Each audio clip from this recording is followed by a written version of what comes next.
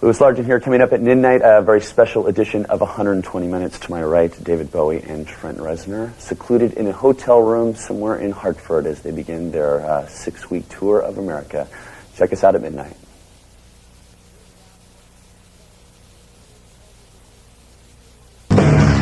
Good evening, folks. I'm Louis Largent, and welcome to MTV's 120 Minutes. Right now, we are in a hotel room in Hartford, Connecticut, the night before the big tour happens with David Bowie and 9 Inch Nails, with opening act Prick, I might add. And in just mere moments, you will this lovely, beautiful brown couch right here will be occupied by the two greats, and we'll be talking with them alone, together, separately, sometimes, you know, all throughout the evening, as well as playing new videos from Eve's Plum, also Jawbreaker, which is an excellent one you should stay around for. We'll be playing the new Bowie video, old 9 Inch Nails videos, and right now is the brand new one from Urge Overkill. They have a new album coming out called Exit the Dragon, which is obviously, I guess, the opposite of Enter the Dragon, which was a famous Bruce Lee movie back in, I think, in 1973 or something. This is The Break, brand new from Urge Overkill.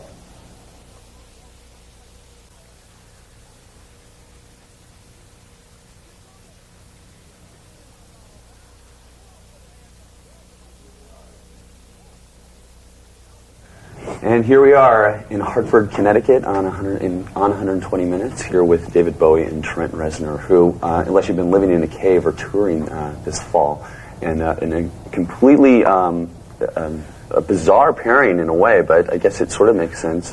It was David Bowie's idea to do this, and Trent, what was it like for you to get the phone call from, I can only imagine somebody you, you know, respect, admire, enjoy his work? Yeah, it was scary at first, but then, I mean, hi, it's David Bowie. And at first I didn't think it was, but then instantly you knew that it was. What was the first thing you said to you? Hi, I want a tour, want to chat? I wasn't even thinking at that point. I was just, you know, it's a weird feeling. I was a bit freaked out. But such a charming gentleman that I was instantly at ease. And he mentioned his idea of doing this tour, and of course at that time it was only, what, 3 shows or a couple cities.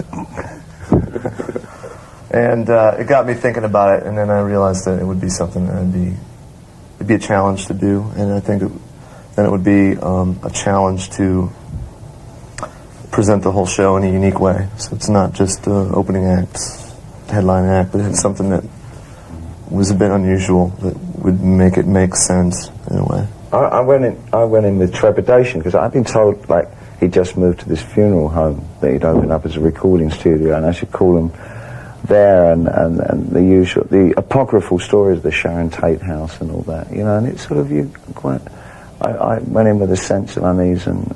Did you have, what did you think that did you have any idea of what he would be like as a person? No, I really don't have preconceptions of what fellow artists are going to be like, because I know so much that I've read about myself that I'd never take that as being a gospel and what anybody's like. And I tend to take people at face value, you know. Mm-hmm. And it's working out pretty cool.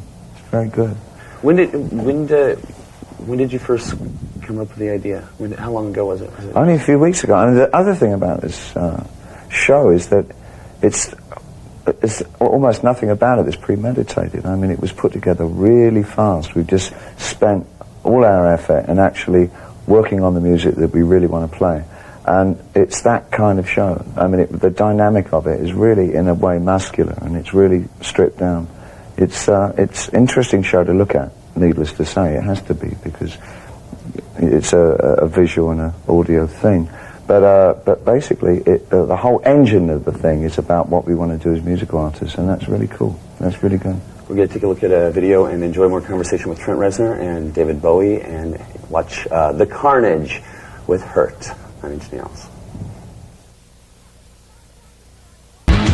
Back on 120 Minutes with David Bowie and Trent Reznor. Do you have any idea what the audiences might be like as you go across America? Have you thought about it at all? You just set it up without thinking, and whatever's going to happen. I mean, is there going to be a 9 Inch Nails contingent and a Bowie contingent? They're both going to be there, or could you even fathom what you think it's going to be like? I think, you know, there'll be two eyes. Medium height, men and women. Sorry, go on. There'll probably be 2 different camps and some overlapping people in the middle.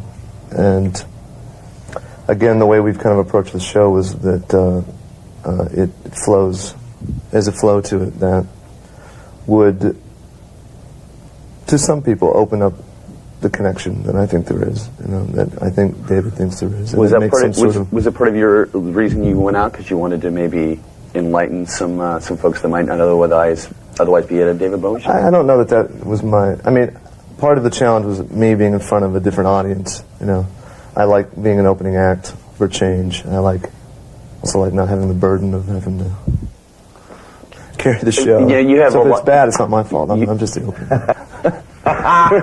No, the truth. For my part, is that I've always loved juxtapositions. I like taking two elements that seemingly don't supposedly work or wouldn't be considered as reference points to each other and putting them together. So it's kind of really manifesting that idea, well, actually, it really comes down to, we have this idea that if Trent could get his audience to sing, he'll go, now you sing this line, la la la, and then I say, now come on all you Bowie'ites, and they sing that part. So, but then we kind of, we worked, we got that together, but we sort of like George Michael and Elton John did it with Don't Let Us So Good on Me. You're like on big, opposite ends of the spectrum, going like this. A happy family sing-along kind of thing, we go for this time. I gotta tell you, he rules live. Probably the best live act going. Rulers all over the stage when he's on. Yeah. Big 12 inches. And Are you sort of? Have you thought about that? Is that sort of the Thought about it? I haven't had a sleep for weeks. I mean, it's going to be a tough act to follow, well, David. I thought what I do is drop anything that anybody knows that I do. Therefore, really give them something to ponder. You're going to have lots of pyrotechnics and things like that. Just the dwarves and the trapezes. Right. They really do look like they're on fire. They do, don't they? They're fantastic. You wouldn't think that somebody that little could burn up so furiously. More with David Bowie and Trent Reznor coming up. We continue in 120 minutes. Here is Garbage. We're back on 120 minutes. That was the Toadies. This is David Bowie. That is Trent Reznor. They are touring together this fall, just in case you didn't know. I got a question for both of you. You go first. What is your favorite Nine Inch Nails song and Reptile. why? Reptile, because I think it's dangerously vulgar. Your favorite David Bowie song and why? There's just so many. See, it's not a fair question. Favorite album? 2 mediocre records and an EP. 300 fantastic. Oh, I don't think so. I know so. Probably Life on Mars off Hunky Dory. And why is that? Just, I don't know, just great song, well written. Wow. Do you remember? You've obviously seen him live perform many times. I've never seen him. You're kidding me. Wow. You're kidding me. No. Why is that? Have you just Wrong place at the wrong time. I guess I just was never able to. When did you become familiar with his work? When did it start having an influence? I think around the time of Scary Monsters was when I really. In fact, I know why it was, because I was in the Columbia Record Club at the time, and it got really? sent to me by accident because you didn't fill your form out and kept sending you stuff. 12 albums for I think a penny? that's how it worked, and I got it. And a record club, huh? No, and that just made a huge impression on me. I thought it was just real. It frightened me. If that sounds kind of stupid to say, but it was real. It was so icy and so. I just found it real disturbing in a good way, and it tainted my life for the rest of my days. And then I retroactively went back. And what were you listening to before that? Because that was in 1979, right? Just 1980 actually came out. Was the first. I don't know, whatever you listen to when you Kiss. Kiss. Only Kiss. Skinner. No Skinner. I have to draw the line. No Aerosmith. No. Bad New Wave. Well, that didn't really happen yet, did it? So you've obviously seen Nine Inch Nails live before, have you? I have now. No, but exactly the same story for me is that I've never been in the same place that they've been working. But I've seen the Woodstock piece, and I saw a couple of other live pieces on video, and by reputation I knew that they were really, really good. And somebody to really, I heard they were contenders, you know.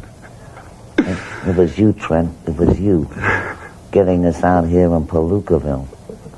Good evening. We're going to call all the towns Palookaville on the tour we've decided. Hello, Palookaville. We'll have more with David Bowie and Trent Reznor as we continue here on 120 Minutes. And with David Bowie and Trent Reznor. David, you're, can we say, 48? We can say that, but 40. it's not true. I'm actually 48 and a half. What do you take? What do you do? He looks incredible. He looks better than you and I do. I mean, It's the enthusiasm I have for this project. It's taken years off me. Has it really? Yeah. After Thursday night, they'll all come back again, believe it. Yeah. A Dorian Gray kind of thing. Are you a vegetarian? No. Eat well? Sleep well? No, I don't do any of that stuff. Doesn't smoke? No, Yeah. I don't smoke. No I'm pretty drinking? good. Never. No, Never. not at all. No. No funny substances or No. anything like that? No, real God. Is that the key? I the think key people to the look at you foundation? with suspicion if you haven't taken drugs in the last 30 years. But I did take an awful lot, if that's any good. Well, if you hung around like the Rolling Stones camp and all that, how does Keith? No, not really. I don't know them very well. Oh, really? Never met him? I think I saw photographs. Okay. Can we talk about videos? Because you're both pretty influential in the video world. You have been, and have you seen Yeah. Closer? And which is We're in the Whitkin school of video, I think. Did you ever become familiar with his visual his visual presentation via his videos? Which did you go through the? I always had a problem with videos in general because I think there's a danger of it tainting someone's impression of your music by giving a solid image that you can't shake that could be bad. I think I agree to a certain extent, but there's something about a lot of the videos that are being made now as almost autonomous pieces, and I think, for instance, your video for Closer is a very good piece in itself. I think there's some validation for the idea of videos at the moment because they're getting so good creatively. They're very good, and if you have enough intelligence to divorce the two, the music in its own state and the visual in its own state, they can both be quite rewarding in different ways. But there's also been a lot of crap too. Oh yes, there certainly yes, has, and we played a lot of it. Let me tell you. Really? I didn't know that. Well, anyway, I guess thank you for coming by. He is so excited. Both of you, must be really looking forward to this. Yeah, really up for it. And go get them, Tigers. All right, then. All right. If we have to. Okay. Sans Trent Reznor, so we can talk about the new album. You seem genuinely excited about your new album, and probably, I can just gather, probably more than excited than you've been in quite a while. Buoyant isn't the word. I had no trepidations at all when I first contacted Trent and his management organisation about the idea of doing the tour together. I'd read quite a few interviews where my name had come up in conjunction with influences that had been part of his musical makeup, and I just thought, well, I'll kind of grab the bull by the horns and see if he'd want to do this tour. And he'd just come off the road, I think, with quite an extensive tour of his own, and this basically boiled down to if he didn't have to do more than 6 weeks, he would adore to do it. So we're just having a ball, because the first thing that we both thought would be so cool would be to work together. So we've worked a whole chunk of the show is us working together on mutually chosen songs. You sort of, maybe by choice, painted yourself into a corner when you did the Sound and Vision tour. You have to hold true to your words. You can't play any of those. You can't play any of those hits. It's really confusing. I've got to stop lying about things, and it's really hard. Are you going to sneak any in, or are you going to hold true to your word, or shall they find out? Changing my name to George Washington. Chopping down cherry trees, which I did. My cherry tree came down. Not my cherry, but my cherry tree in 1990, and that, for me, really is the last time that I'll entertain the notion of doing those songs. Yeah. So, but you'll go more sort of maybe deep into, like... Well, there's a lot of things, I mean, a lot of the Don't things, expect to come hearing Let's Dance, right? No, absolutely. I mean, as you know, the single device is something to homing attention onto an album generally. It's a promotional vehicle. And a lot of those songs in the so-called Great Hits show were single promotional devices. I think that there's a lot of material on my albums that I've really enjoyed over the years. But because of what an audience generally expects to hear, a lot of those things got left behind. So really I'm sort of jumping in at the deep end and pulling out, I guess, what could be construed as more obscure songs, along with a great bunch of songs from the Outside album, which of course is not released yet. So, and I wear a tank top probably, and pick one of the best bands in America to work with me. Yeah, that's the ticket. So, I mean, anything for adventure. You know, it's. I'm only really, I feel virtually fulfilled only when things are very uneasy for me, when things seem as though they're a bit hazardous, and when I'm not comfortable, and when I'm in an area that I don't know really well. On the other hand, I mean, working with Trent has been a real good thing. I mean, he's a really good guy. He's very focused. He's got a lot going for him, and he's just great to collaborate with. It's been a joy, yeah. We're gonna come back after a break. We're gonna play your new video and talk about your new album and such and everything going on. Coming up right after this here on 120 Minutes.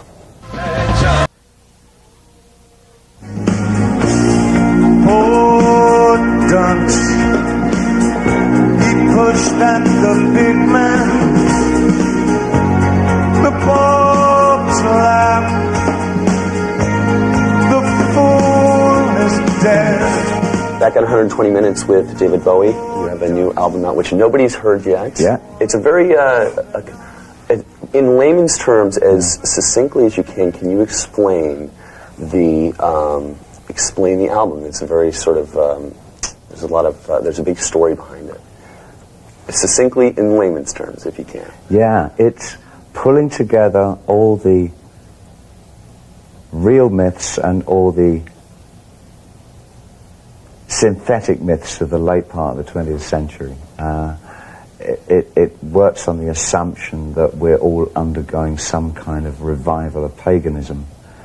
And in that act, there's some way that we have to appease gods in some way to get through to the 21st century. That's simple enough. I don't know if that was in quite layman's terms, because I'm like, what? Okay, that's one of the texts of it. The other part of it is that it's a series of murders that have been committed in a fictional town called New Oxford Town in New Jersey.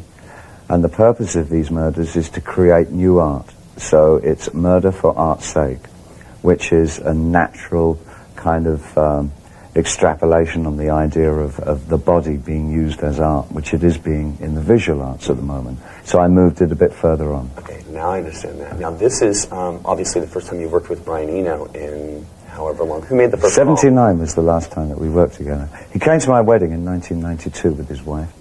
And we immediately, it's like we hadn't been not working all those years, and we immediately went straight back into, this is really what we want to do, is to work together again. Did it click immediately? Yeah, immediately. We both had exactly the same ideas on what we could be doing in music. And this is part of a trilogy, which you tend to finish before the end of the decade. And we seem to do our albums in bunches of 2 or 3, and this time we'd like to follow through and create a kind of a musical diary for the late 90s into the next century. That would be kind of a pipe dream. We'd like to. Well, let's hope that any work he has on the U2 album doesn't take too long, and then it gets. Well, we both have to. I mean, I've also got other ventures that I want to do in the studio. No, more studio albums with some not necessarily with Brian. So I think we both have such active working lives. And this is all within the next 5 years. So you plan on finishing this trilogy and then doing other albums. Yeah. Buy some more clothes. There's a lot. Life's full of things, you know. Okay, we're going to watch your first video, and we're going to talk about it in a little bit. The Heart's Filthy Lesson, directed by Sam Baer, director of Smells Like Teen Spirit. And, he's great. He's really good. Here it is, 120 Minutes. Back on 120 Minutes, I'm Louis Largent with David Bowie. Yeah. You have been such a, you were making videos, conceptual videos. Before there were cameras. Yeah, right. Before there was MTV, you know, it's. Yeah, that's true. What do you think video has done to music recently. Is it something you are?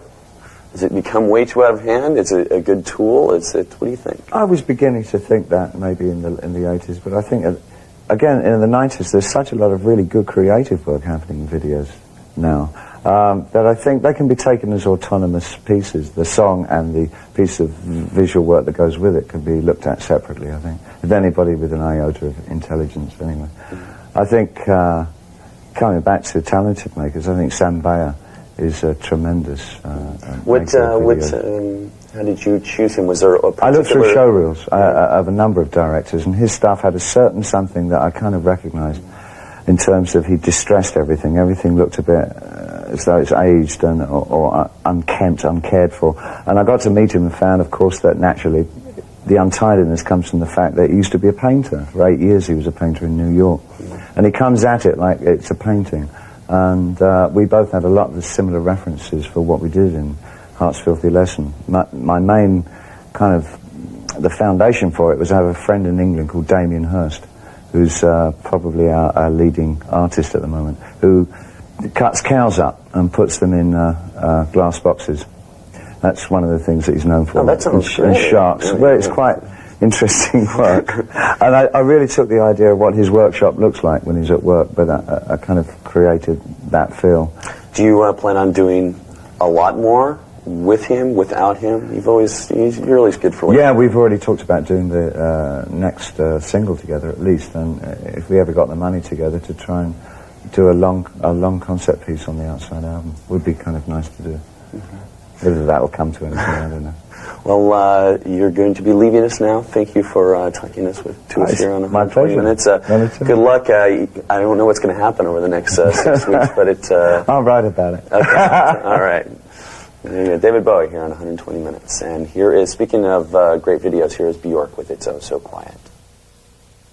That is the latest video from Shudder to Think, So Into You, here on 120 Minutes. I'm Louis Largent, here in a hotel room in Hartford, Connecticut. And we've been saying it's the David Bowie 9 Inch Nails tour, which is completely false. It's the David Bowie 9 Inch Nails Prick Tour. And here is Kevin McMahon, lead singer of said band. So you get the opening slot. Have you ever been to big shows and seen? It can be very difficult for the first band on stage. Do you have anything special prepared for the evening's events? I just usually do my normal performance and hope that somebody's there to pay attention. I saw. Did you ever get see? there early, please. Did you ever see Prince open for the Rolling Stones? Huh? I heard about it, but I didn't see it. He was doing, and all the crowd was there. They were like into George Thorogood and Jay Giles, and they booed him off the stage, which I know is not going to happen to you. It'll get sad. They may boo, but I don't know if I'll leave the stage. Just stay out. So how far back do you guys go together? Because Kevin was telling me earlier, Trent, that your whole sound was patterned after something he was doing about 8 years ago. Is that true? Yeah.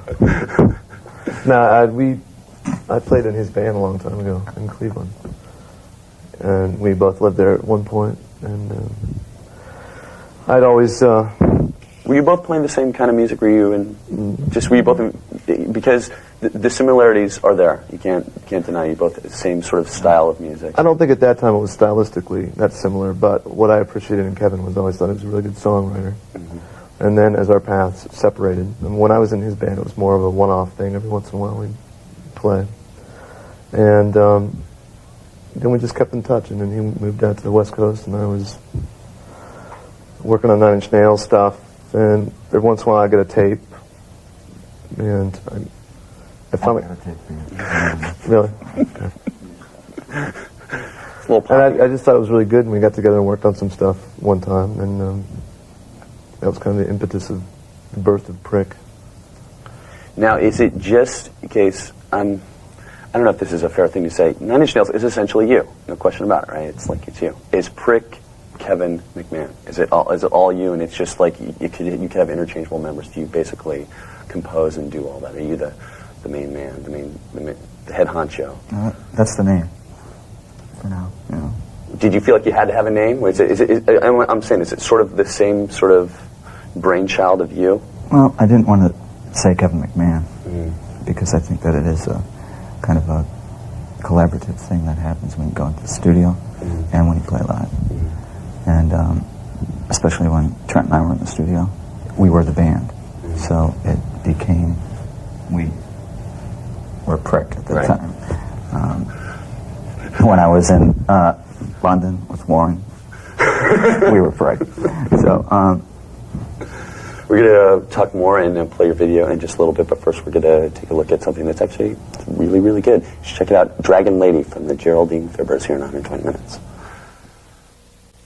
I really don't know what to do.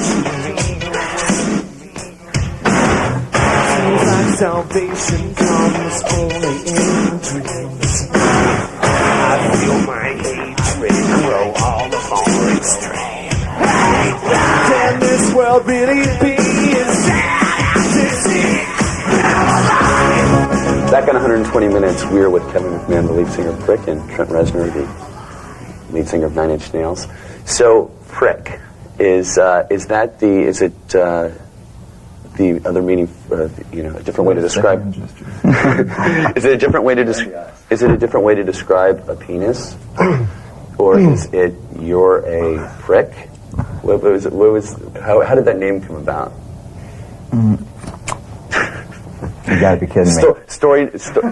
You know what? I don't usually ask the name question. I really, really don't. I swear, I stay away from that one. But this one just Prick attracted you, didn't it? You might get banned in certain radio stations, like in the Bible Belt. They might not play it because you're. Well, they should read the Bible then, because the word is in the Bible. Is it really? Are you serious? It's a word. Prick your hearts. Oh, okay. See, I was thinking of I've seen my brain being in the gutter. I had a whole nother connotation for me. So anyway, for those of you who haven't heard the band, I thought before I ever met you, I thought you were English. You have a sort of English sensibilities, maybe of like early '70s, sweet, maybe stuff like that. Comments, questions, anything? I liked British music, the British early British invasion kind of stuff. I hear that to a degree. Yeah. A lot of the earlier stuff.